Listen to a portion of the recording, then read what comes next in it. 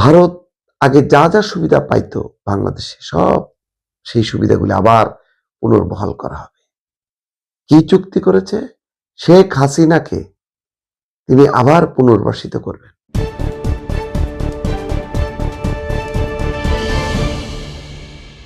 আমি ভাবছি তারেক রহমানকে নিয়ে এত কথা, এত আলোচনা, এত সমালোচনা, তার কোনো জবাব তারেক রহমান দিলেন না।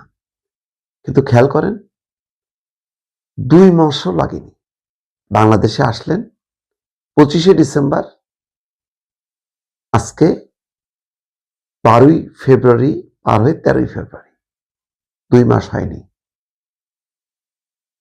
মাত্র 2 মাসের তার ক্যারিশমায় বিএনপি কোথায় উঠে গেল? বলতে গেলে ভূমিধস বিজয়। আমি এখনো বলবো না, পুরো রেজাল্ট আমার কাছে আসেনি এখন পর্যন্ত। 149টা বিএনপির থলিতে, 149টা, আর 2টা আসন হলেই জয় সম্পন্ন। বাংলাদেশে এখন রাত 1:22 হলো। শুধু চিন্তা করেন একবার, বলা হলো কি, তারেক রহমান বাংলাদেশে আসার আগে ভারতের সাথে চুক্তি করেছে, গোলামির চুক্তি। ওই যে স্লোগান দেয় না, আজাদি না গোলামি, আজাদি আজাদি। উনি ভারতের সাথে চুক্তি করেছেন। কি চুক্তি করেছেন? ভারত আগে যা যা সুবিধা পাইতো বাংলাদেশে সব সেই সুবিধাগুলি আবার পুনর্বহাল করা হবে। কি চুক্তি করেছে? শেখ হাসিনাকে তিনি আবার পুনর্বাসিত করবেন। এই চুক্তির বিনিময়ে নাকি তিনি আসছেন। কোনো জবাব পেয়েছেন? জবাব দেননি। তারপরে বিএনপি চাঁদাবাজ, আপদমস্তক দুর্নীতিবাজ। বিএনপির সাথে 25-30 বছর ঘর সংসার করা জামাত ইসলামের নেতারা অকপটে বলে যাচ্ছেন। আমি চ্যানেল 24-এ ছিলাম, সেখান থেকে মিয়া গোলাম পরোয়ারকে যুক্ত করা হলো। আমি কিছুক্ষণ তার বক্তব্য শুনলাম। কি দম্ভ ভরে, গর্ব ভরে, মানে তুচ্ছ-তাচ্ছিল্য। বিএনপি একেবারে করাপ্ট দল। তারা ছিল শুধু মানে করাপশনের মধ্যে থেকেও দুর্নীতিমুক্ত থাকা যায় সেটা প্রমাণ করার জন্য তারা ছিল, নতুবা তারা থাকতেন না। 2টা মন্ত্রী, 3টা মন্ত্রণালয় ছিল। ওই 3টা মন্ত্রণালয় ছাড়া বাকি সব ছিল করাপ্ট, আপদমস্তক দুর্নীতিতে ভরা। 5 বার চ্যাম্পিয়ন হয়েছে। লম্বা সময় ঘর সংসার করা হলো। একবারও বলল না যে না তোমার সংসার করবো না, তোমার জোটে থাকবো না। আমি আসসালামু আলাইকুম সালাম দিল না। নির্বাচনের একটা সুযোগ আসলো, আওয়ামী লীগের কার্যক্রম নিষিদ্ধ হলো, নির্বাচন করতে পারলো না। তখন ওই ভ্যাকুয়ামে তারা করলো, নির্বাচন করলো, প্রধান প্রতিদ্বন্দ্বী হয়ে গেল, প্রতিদ্বন্দ্বী হয়ে ক্ষমতায়। হাই রে হাই, কি বয়ান! 1 মাস ধরে আমি আস্তে আস্তে কথা বলতাম, বলে যে তোমার তো ভিউ শেষ, তুমি মানুষের বিরুদ্ধে চলে গেছো। ভাই, আমি আমার নীতি নিয়ে থাকি, আমার এখন ভিউ টিউ দরকার নেই। অনেক ভিউ কামাইছি শেখ হাসিনার আমলে। আর ওনারা চাঁদাবাজকে প্রত্যাখ্যান করুন, দুর্নীতিবাজকে প্রত্যাখ্যান করুন, এই বলতে বলতে ইলেকশনের ঠিক আগের দিন সব ফাঁস হয়ে গেল। দেখা গেল থলিতে থলিতে, বস্তায় বস্তায় টাকা বহন করে ধরা খাচ্ছে একের পর এক। এই হলো সততা। রাস্তায় রাস্তায় কবরে থাকতে হবে না বেশি দিন, হ্যাঁ থাকতে হবে। তারপর আস্তে করে 1000 টাকা গুঁজে দিচ্ছে জান্নাতে যাওয়ার জন্য। কি 1 মাস ধরে দেখলাম। ভাই রে ভাই, পাইছেন জবাব ঠিক মতো? পাইছেন না? জনগণ জবাব দিয়ে দিছে ভোটের মাধ্যমে।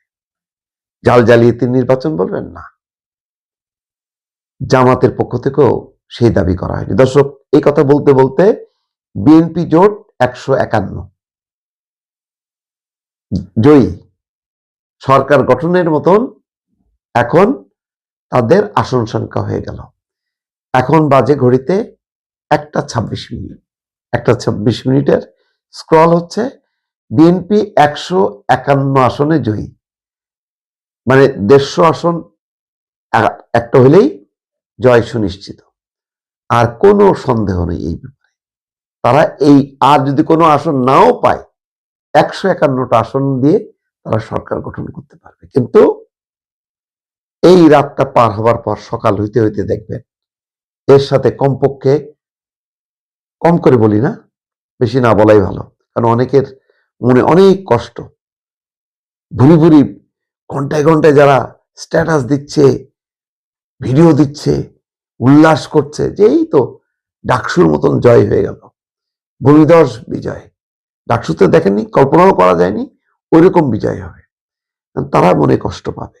তাদের দেখেন, তাদের কোনো নেই, গত 6-7 ঘন্টা ধরে আমি কোনো স্ট্যাটাস পাচ্ছি না, তাদের কোনো বয়ান পাওয়া যাচ্ছে না, এতই শোকাহত।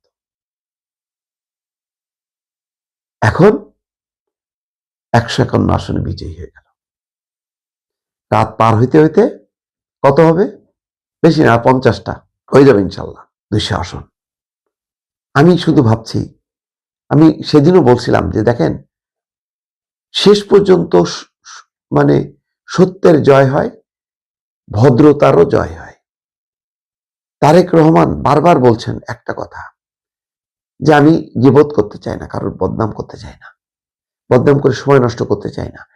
আমি এসেছি বাংলাদেশে 17 বছর পর, আমার মাতৃভূমিতে ফিরে আসছি।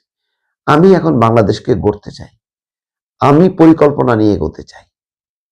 ফ্যামিলি কার্ড, কৃষক কার্ড, অনেকগুলি পরিকল্পনা, সেটা নিয়েও কি তুচ্ছ তাচ্ছিল, ওরে বাবা, ওই ফ্যামিলি, রাখ তোর ফ্যামিলি কার্ড, তাদের দরকার ভালোবাসার কার্ড। কি তুই তামারি করে কি সব মানে উচ্চারণ। আর অনেকে বলে ওই যে শফিকুর রহমান এই যে ডিবেট করতে চায় জাতির উদ্দেশ্যে, কিন্তু তার তো শিক্ষা নাই, অশিক্ষিত, সাহস নেই, তাই হচ্ছে ডিবেট করতে চায় না। কত রকম কথা, কোনো সমালোচনার উত্তর না দিয়ে ওই যে কার কত ভিউ আছে, কার কত বিশাল ব্যাপার, মানে কুতুব হয়ে বসে আছে, দার্শনিক হয়ে বসে আছে, পরিচালক হয়ে বাংলাদেশকে পরিচালনা করছে, এই সমস্তগুলি তুচ্ছ মানে কেয়ার না করে তিনি বলছে ভাই আমি একাই আছি, একাই সরকার করবো, আমি একাই চলবো, আমার কথা জনগণ যদি শোনে তাহলে আমি জনগণকে নিয়ে রাজনীতি করব। চমক দেখলেন, 2 মাসও লাগেনি বাংলাদেশের মানুষের মন জয় করতে।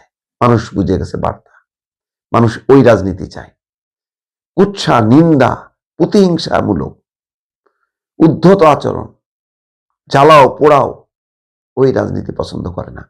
তারেক রহমানের বক্তব্যে, আলোচনায় মুগ্ধ, দেখতেন না, এক একটা সবাই অবাক হয়ে দেখে, কিরে স্টেজে বক্তব্য নেই, স্টেজে কথা বলতে বলতে যাচ্ছে, পাবলিকের সাথে ইন্টারাকশন করতেছে, সবাই মনে করে পাগল নাকি, এই দিয়ে চলে নাকি। পাইছেন এবার জবাব।